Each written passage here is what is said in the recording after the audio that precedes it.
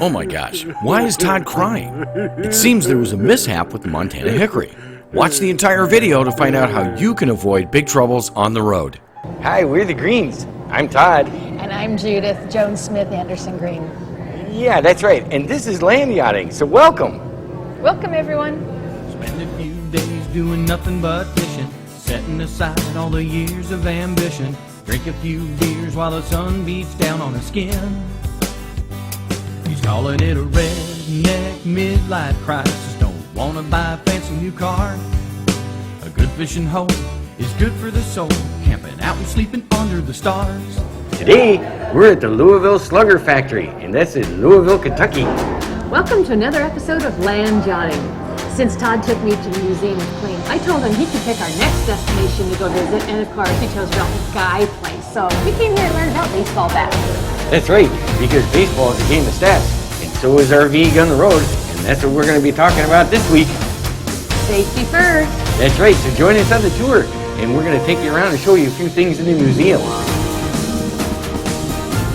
From butter churns to baseball? Who would have thought? They started off with such a nice butter churn. Hey, what do you think he's looking at, Peaches? I don't know. Maybe he's trying to make the next field goal. Oh, yeah, that makes sense. Except that's a different sport.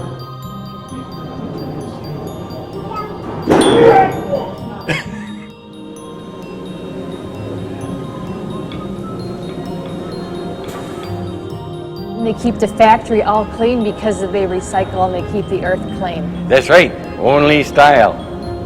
And all the wood shavings and everything, they get recycled and used for fuel, turkey bedding, and all sorts of stuff. Look, it's got the pretty gold decoration on this one, and there's a shiny black one, and here's my favorite, the pink one. Isn't that pretty? And there's this reddish brown one, and the wood tones, and the maroon, and then we come all the way over to this side, and it's the ultimate. Look at this one. It's silver plated. Look at all of that bling. Thank you, Todd and Judith, for once again planting the seed about how we'll learn about road safety without actually sharing anything. Todd was right about one thing, though. Baseball and driving America's highways and interstates are all a numbers game. For example, if a starting professional ball player gets an average of 600 appearances at the plate per season, he can reasonably expect to hit 45 home runs and get on base about 216 times. There's a lot more involved, like skill, practice, coaching, but with all of those influences, it's reasonable to expect more home runs and a higher on-base percentage the more times you're at the plate. And we've researched a few stats to share with you through the National Highway Traffic Safety Administration to bring this to light for you. Between 2013 and 2015, there were an average of 38 fatalities each year involving RV crashes. Now that may not seem like much, but it is 38 fatalities per year, and even one is bad. And like a batter hitting a baseball increases his chances of a home run by getting up to the plate more, driving an RV full or part-time means more time spent on the road, and the chances of an accident or mishap are greater. Now, not every situation can be prevented, but we can reduce the possibility through regular maintenance and basic safety on the road. The good news is, RVers appear to be some of the safest drivers on the road, as we only represent 0.082% of all fatal crashes in the United States. So here's why Todd was crying for us at the beginning of the video. The bearings on the driver's side of our fifth wheel's rear axle failed, causing the rim to separate from the axle, stranding us on a lonely state highway in Minnesota. I saw the wheel wobbling in my mirror. I immediately let off the gas and pulled over. This happened even though the bearings were checked just a few months ago. This is an example of how things can go wrong no matter how meticulous we are at maintaining a vehicle. So now you might be asking, what do we do in this situation?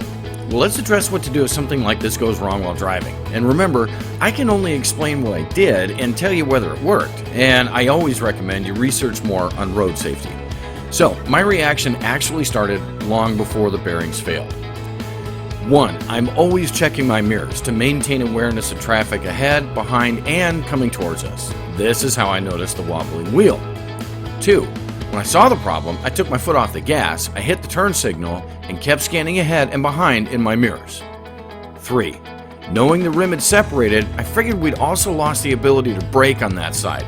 So I chose not to hit the brakes too hard so we could gently come to a stop in the breakdown lane. Some other things to remember: don't panic. Once you're safely to the side of the road, make sure everyone in the vehicle is uninjured. If at all possible, don't exit the vehicle on the traffic side. Apply even pressure to the brakes. Don't slam on them, especially when you've lost a wheel, because loss of traction and brakes on one wheel means the trailer pulls towards the side that has the traction and the braking. Slamming on the brakes can easily put you upside down in a ditch. In conclusion, remember to keep up on all your maintenance, stay aware of your surroundings, and keep an eye on everything while driving.